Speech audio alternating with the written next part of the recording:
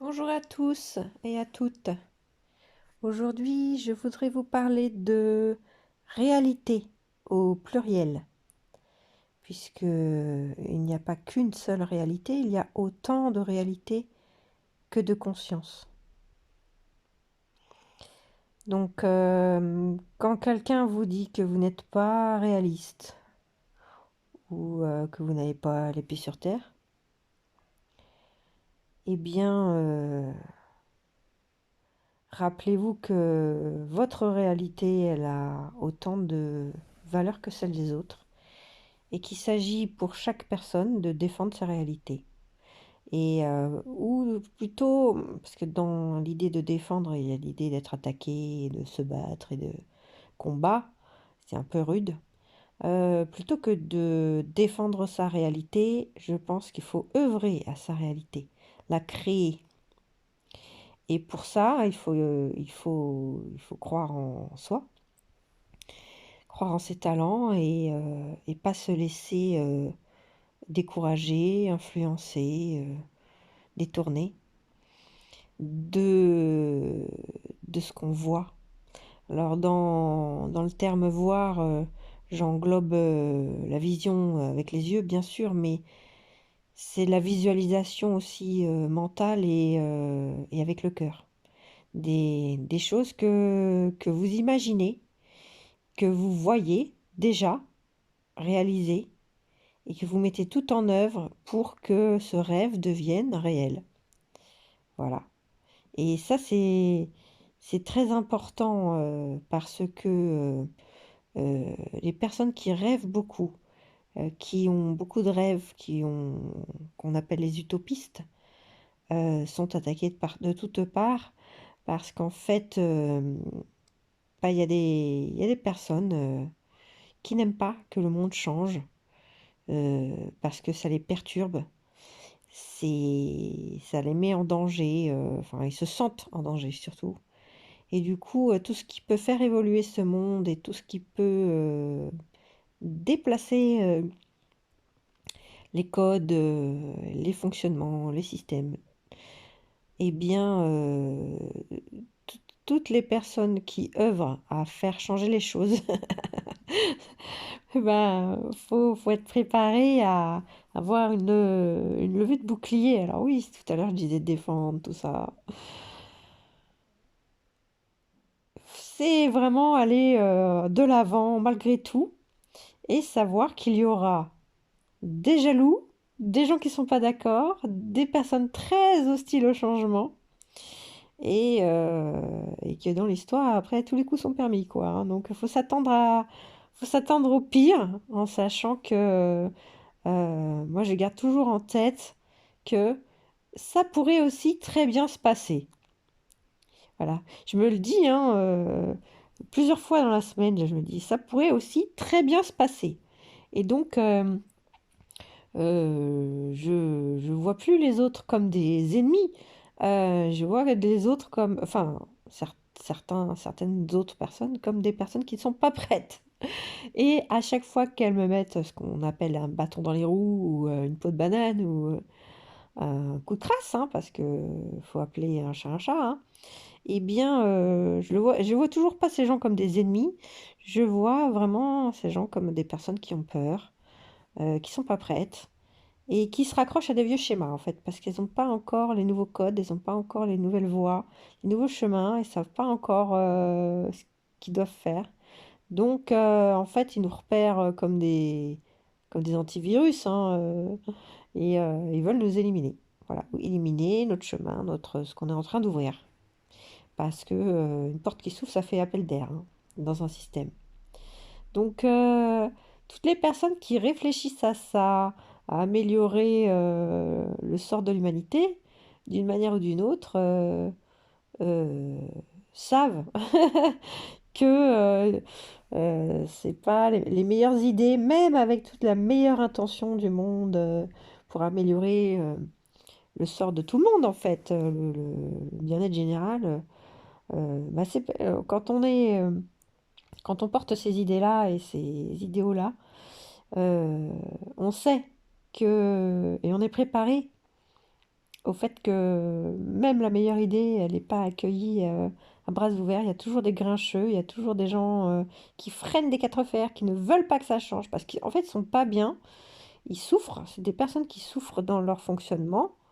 Et, euh, et le moindre changement, ça les fait souffrir encore plus, en fait. Ils sont tellement mal que dès que ça bouge un peu, aïe aïe aïe, tout leur être souffre. Donc ils tapent sur la tête de tout ce qui peut faire bouger leur monde.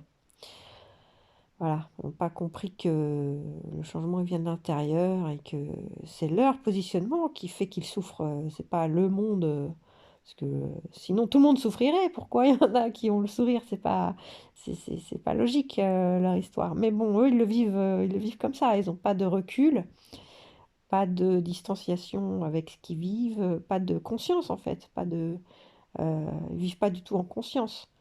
Euh, Beaucoup de personnes vivent sans recul et sans analyse et sans conscience, hein. C'est donc bon nous on essaye de j'essaye même pas de les éveiller parce que j'ai essayé et puis en fait quand on réveille les gens avant l'heure, ils sont très grincheux, c'est normal. Nous on n'aimerait pas qu'on nous réveille avant l'heure. On n'aime pas ça être réveillé quand on dort. Donc maintenant je les laisse tranquilles. J'œuvre à mes projets à moi. Et puis, je repère les personnes hostiles très très tôt, très très vite. Et puis, je leur en veux pas, mais je sais m'en défaire. Je sais avancer malgré tout. Je sais bloquer une personne sur mon téléphone. Je sais ne pas ouvrir un mail. Je sais porter plainte. Je sais euh, virer quelqu'un de ma liste d'amis sur les réseaux sociaux, bloquer une personne, tout en sachant que ce n'est pas définitif, hein. Je bloque jamais ad vitam aeternam, mais je me mets des dates en me disant, bon, en telle année, je débloquerai tout le monde. Mais c'est important de garder son jus pour son objectif. Et la colère et les regrets, les remords, comment on dit, les reproches, c'est de l'énergie mal placée, ça. J'ai même pas envie de la mettre là parce que ça me coûte et ça me détourne de mon objectif. Donc, euh, perdez pas votre temps à vouloir aux gens qui vous sont hostiles. Les voyez pas comme des ennemis, voyez-les plutôt comme des personnes qui n'ont pas compris, qui ne sont pas prêtes, qui ont peur, qui souffrent et qui se débattent avec elles-mêmes, en fait, avec leur réalité. Alors, c'est souvent ceux-là qui nous disent qu'en fait, on n'a pas le sens des réalités ouais, enfin, je l'ai souvent lu et entendu que j'avais pas le sens des réalités, quoi, que dans la réalité, c'était pas comme ça, enfin, alors qu'en fait, toutes les réalités sont bonnes. En fait, il existe des strates et des strates et des strates et des strates de réalité, puisque nous sommes des consciences différentes. Alors évidemment, nos strates de réalité sont différentes. Et on peut passer de l'une à l'autre, évidemment, si on se laisse influencer, etc. Donc, euh, le but du jeu, c'est pas de désactiver certaines réalités, c'est de ne pas les activer, en fait. Et comment on fait ça? Eh ben, en activant les réalités qui nous intéressent. Et, euh, et donc, comment on active les réalités qui nous intéressent? En œuvrant vers, pour et par ces réalités-là, en fait. C'est en insufflant euh, la vie et notre vie dans ces réalités-là. Et après, les autres, on les voit de loin, mais comme si c'était pas la même planète, en fait. C'est vraiment... euh, ou alors elles ont existé, ou elles existent loin, ou elles existent dans des strates qui ne nous intéressent plus. On les voit encore un peu comme les bateaux au loin, voilà, s'éloigner. Et on s'en rappelle pour se dire plus jamais ça, ou oui, oui, en théorie ça existe encore, mais c'est pas ça qu'on veut pour nous, quoi.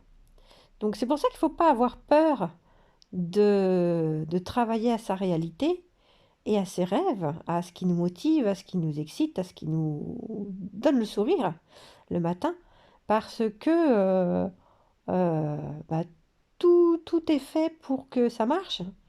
Euh, le reste ne nous concerne pas, en fait. Et donc travailler en confiance à ce qui vous excite dans la vie, et ça va le faire. Ça prendra le temps qu'il faut. Par moments, on a envie de baisser les bras parce qu'on est fatigué, on a l'impression de ne pas avancer, mais dans ces moments-là, il faut s'arrêter, se reposer, se ressourcer et regarder le chemin qu'on a déjà parcouru. Et se dire non, non, non, non, je ne vais pas arrêter maintenant parce que j'ai fait tout ça déjà et je vais me reposer un peu. Un mars et ça repart.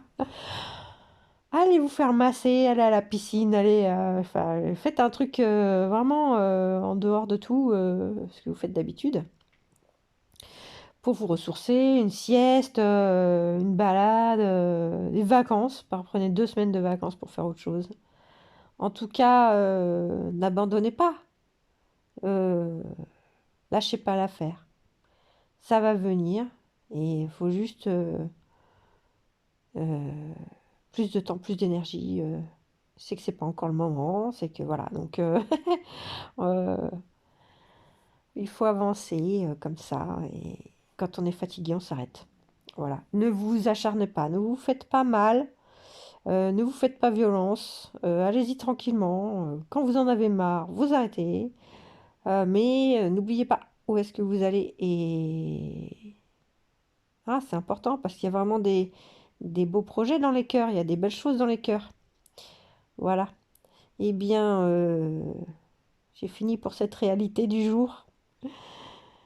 J'espère que ces petites vidéos vous aident à y voir un peu plus clair dans l'obscurité.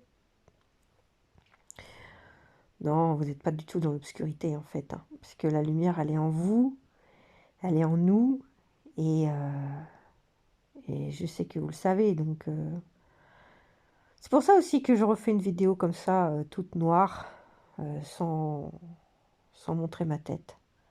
C'est vraiment aussi pour vous rappeler que l'intuition, c'est interne et que c'est en chacun de nous et que on n'a pas forcément besoin de guide extérieur pour ça. Ça fait du bien de temps en temps de réentendre les choses et tout, mais en fait, c'est des choses qui sont déjà en nous.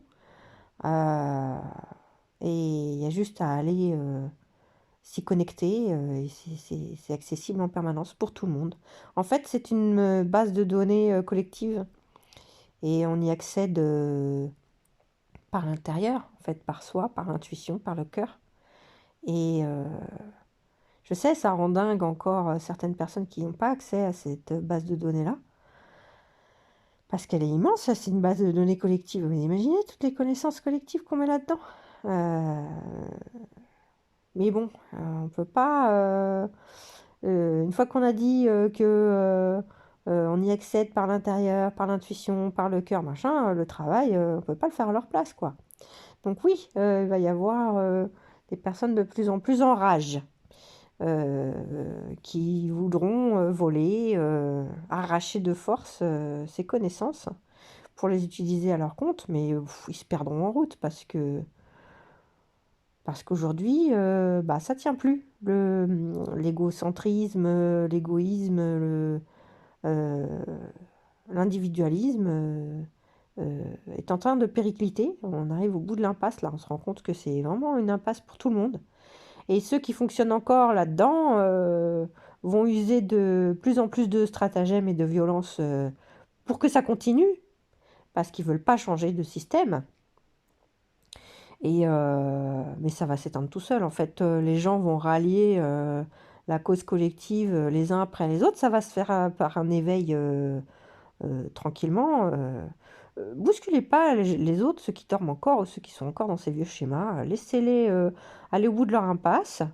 Éloignez-vous pour pas qu'ils vous cassent trop les pieds, mais ils vont être très très virulents et très voyants parce que ils ont plus que ça en fait, les médias et tout ça pour euh, avoir du pouvoir et de l'ascendance sur les uns et sur les autres, mais ils vont en avoir de moins en moins parce que les personnes, les unes après les autres, et de manière individuelle et personnelle, c'est-à-dire un éveil personnel, vont regarder ailleurs et se rendre compte que ça fonctionne bien mieux et beaucoup plus paisiblement ailleurs, avec d'autres gens, et ils vont se détourner et ça va se faire très simplement. Donc, faut pas se laisser impressionner par euh, la misère du monde qui est mise en exergue aujourd'hui, parce que la peur est un levier pour faire agir les autres, et qu'une personne qui n'a plus peur, c'est une personne qui n'obéit plus. Et que ça, c'est ce que redoutent encore beaucoup de dirigeants et de personnes dirigistes, en fait. Je parle pas seulement des élus des gouvernements. Je parle des gens dans les familles, dans les entreprises, dans les groupes d'amis, dans le voisinage, enfin des gens qui ont de l'ascendant sur les autres et qui veulent pas lâcher les rênes, quoi. Et c'est pas par la violence que ça se fera, c'est dans la douceur. Quand les gens vont reculer doucement et aller voir ailleurs, parce que l'herbe est plus verte et l'air est beaucoup plus respirable. Voilà, donc travaillez à votre paix, travaillez à votre bien-être, laissez les gens dans la misère mentale, dans leur misère mentale. Les secouez pas trop, les énervez pas trop, c'est pas la peine parce que ça va se retourner contre vous et vous avez mieux à faire. Et, euh, et laissez le feu s'éteindre. Voilà, quand on n'apporte plus de bois à l'histoire, ça s'éteint tout seul. Voilà. Si vous avez un seau d'eau à portée de main, que ça vous coûte pas trop, allez-y. Psh, éteignez-moi ça, mais il n'y a pas d'obligation aucune. Vous épuisez pas à essayer d'éteindre le feu, il va s'éteindre tout seul. Voilà, œuvrez à votre bien-être, œuvrez à vos projets, à vos rêves. Tout va se passer très très bien. Ça peut prendre un certain temps. Baissez pas les bras. Quand vous êtes fatigué, reposez-vous et repartez quand vous êtes en forme. Gardez bien votre réalité active et tout ira pour le mieux. Je vous embrasse très très fort. Je vous dis à bientôt.